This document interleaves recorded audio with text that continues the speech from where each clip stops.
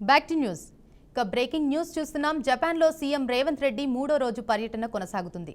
పెట్టుబడులే లక్ష్యంగా జపాన్లో సీఎం రేవంత్ బృందం పర్యటిస్తుంది. ఇవాళ ఒసాకాలో సీఎం రేవంత్ బృందం పర్యటించనుంది. అరకురం యామ పార్క్ సీఎం సందర్శించనున్నారు.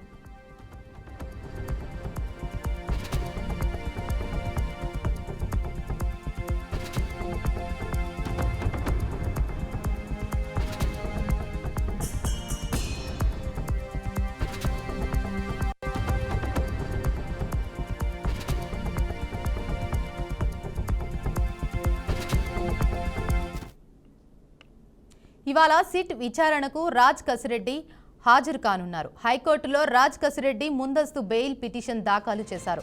అరెస్టు చేస్తారనే ఆందోళన ఉందని, విచారణకు సహకరిస్తానని కసిరెడ్డి అన్నారు.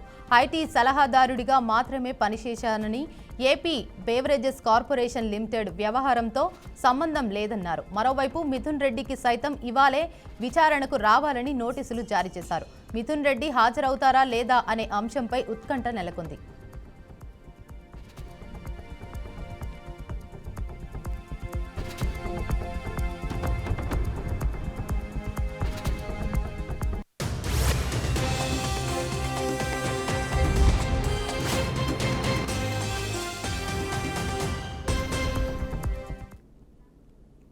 దేశ రాజధాని ఢిల్లీలో ఘోర విషాదం చోటు చేసుకుంది.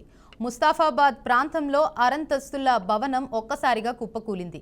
ఈ ఘటనలో 4 మృతి చెందగా పలువురు గాయపడ్డారు. సమాచారం అందుకున్న అధికారులు వెంటనే ఘటనా స్థలానికి చేరుకుని సహాయక చర్యలు చేపట్టారు. శిథిలాల కింద చిక్కుకున్న వారి కోసం గాలిస్తున్నారు. మృతుల సంఖ్య పెరిగే అవకాశం ఉన్నట్లు తెలుస్తోంది. పూర్తి వివరాలు తెలియాల్సి ఉంది.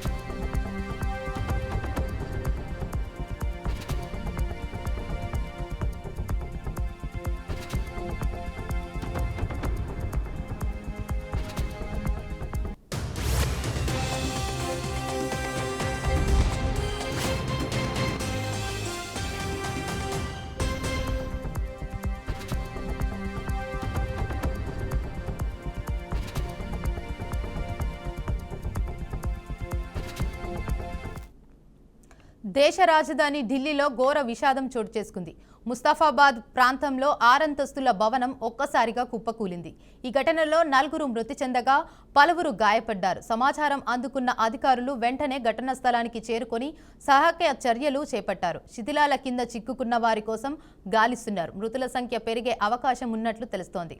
పూర్తి వివరాలు తెలియాల్సి ఉంది.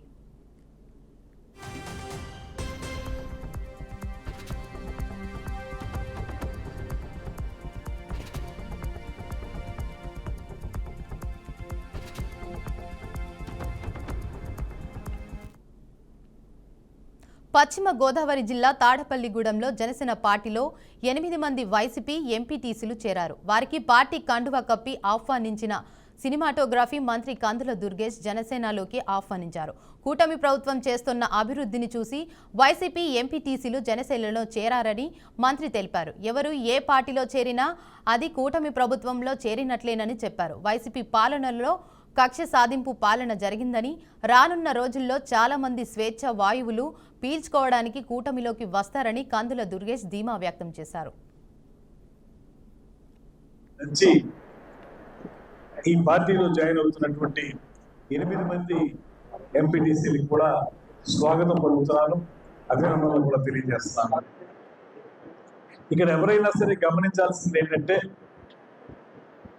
కూటమిలో ఉన్నటువంటి 3 పార్టీలకు సంబంధించినటువంటి జనసేన కానివ్వండి, తెలుగుదేశం కానివ్వండి, భారతీయ జనతా పార్టీ కానివ్వండి, ఈ 3 పార్టీల్లోకి ఎవరు జాయిన్ అయినప్పటికీ కూడా అది కూటమిలో జాయిన్ అయినట్లుగానే మనం భావించాలి.